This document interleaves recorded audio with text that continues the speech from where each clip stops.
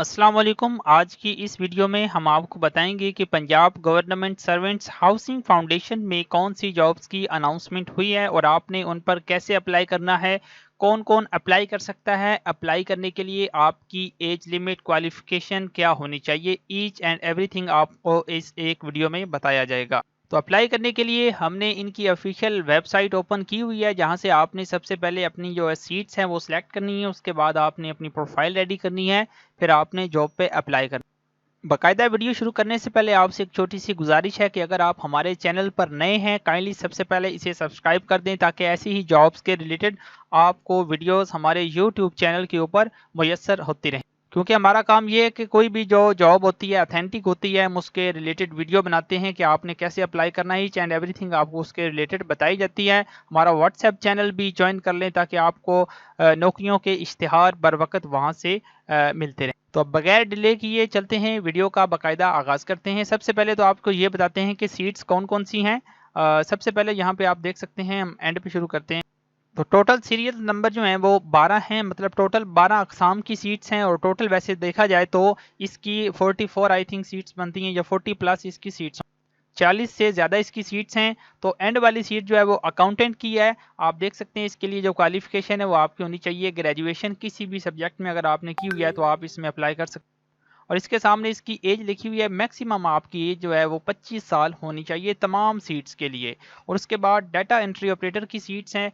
इसके लिए अगर आपने ग्रेजुएशन की हुई है, यानी कि बीए, बीएससी या बीकॉम वगैरह, तो आप इसमें अप्लाई कर सकते हैं। उसके बाद है लीगल असिस्टेंट की। इसके लिए ये कि अगर आपने ग्रेजुएशन की हुई है और उसके साथ आपका 2 साल का रेलेवेंट एक्सपीरियंस भी है, तो आप इसमें अप्लाई कर सकते हैं। और उसके बाद 9वें नंबर पर सीट है वेब असिस्टेंट की। इस पर अप्लाई करने के लिए अगर आपने इंटरमीडिएट की हुई है, यानी कि आपने अगर एफए या एफएससी या आईसीएस या आईकॉम, डीकॉम, डीई वगैरह किया हुआ है और उसके बाद आपका 2 साल का रेलेवेंट एक्सपीरियंस भी है, तो आप इसमें भी अप्लाई कर सकते हैं।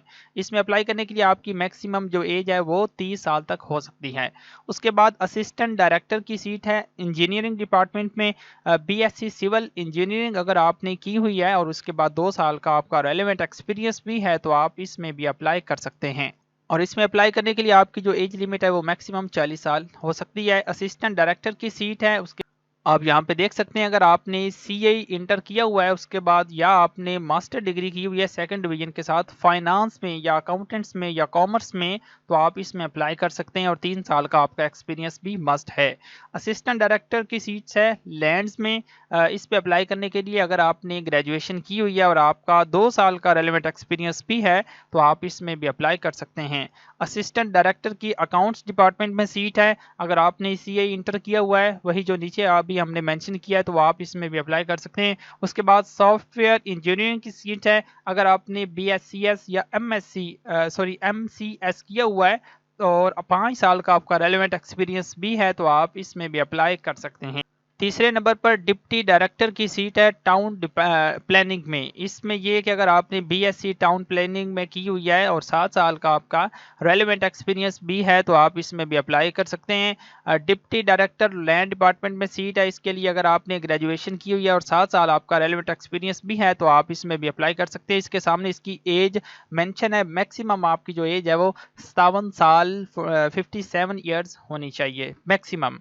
डिप्टी डायरेक्टर इंजीनियरिंग में सीट है। इसके लिए अगर आपने एमएससी सिविल इंजीनियरिंग में की हुई है और 3 साल का आपका रेलेवेंट एक्सपीरियंस भी है, तो आप इसमें भी अप्लाई कर सकते हैं। अगर ये आपकी क्वालिफिकेशन पूरी नहीं है, दूसरी शर्त फिर आप ये देख सकते हैं कि अगर आपने बीएससी सिविल इंजीनियरिंग में की हुई है और 5 साल आपका रेलेवेंट एक्सपीरियंस है, तो आप इसमें अप्लाई कर सकते हैं।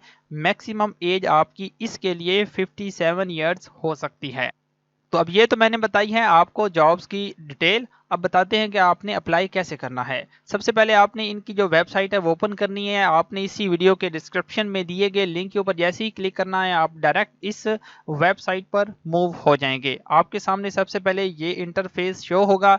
आपने थोड़ा सा स्क्रॉल डाउन करना है। यहाँ पे आप जैसे ही क्लिक करेंगे पोस्ट अप्लाइड फॉर के ऊपर, तो आपके सामने जितनी भी जॉब्स हैं वो ओपन हो जाएंगी। अब आप जिसके ऊपर भी अप्लाई करना चाहते हैं, आपने जस्ट उसे सिलेक्ट करना है।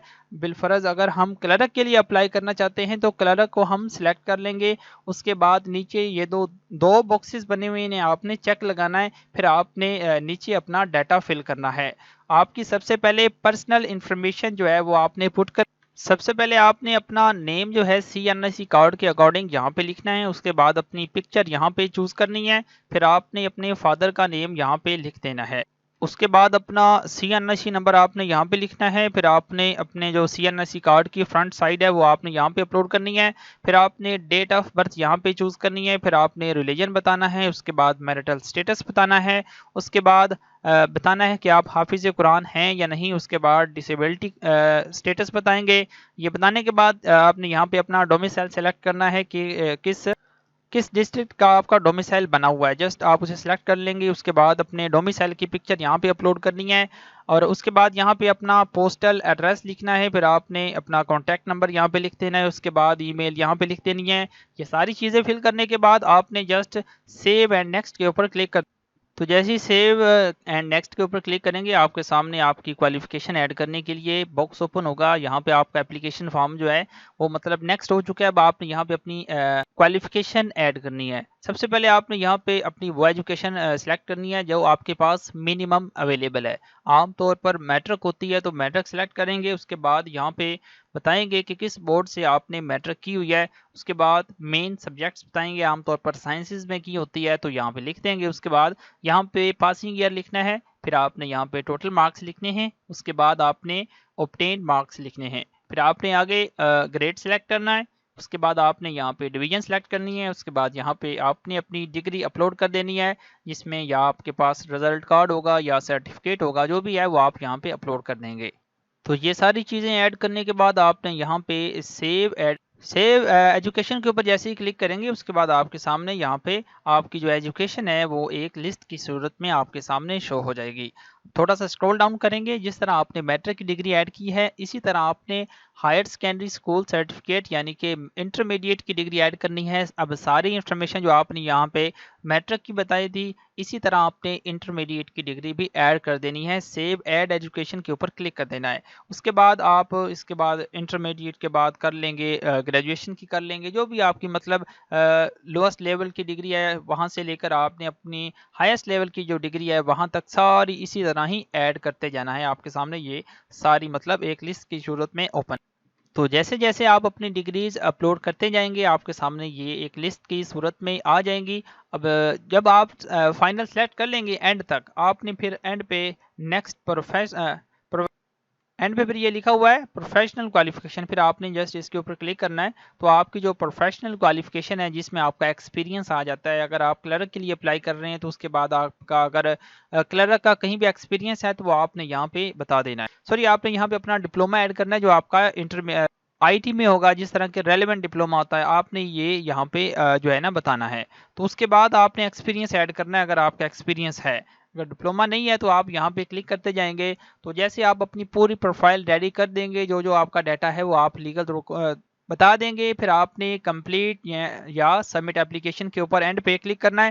آپ کا سارا ڈیٹا جو ہے وہ آپ کے سامنے ایک اپلیکیشن فارم کی صورت میں شو ہو جائے گا. تو یہاں پہ ٹاپ پہ لکھا ہوا ہے کہ your on line application has been submitted successfully, یعنی کہ آپ کا اپلائی اب کمپلیٹڈ ہو چکا.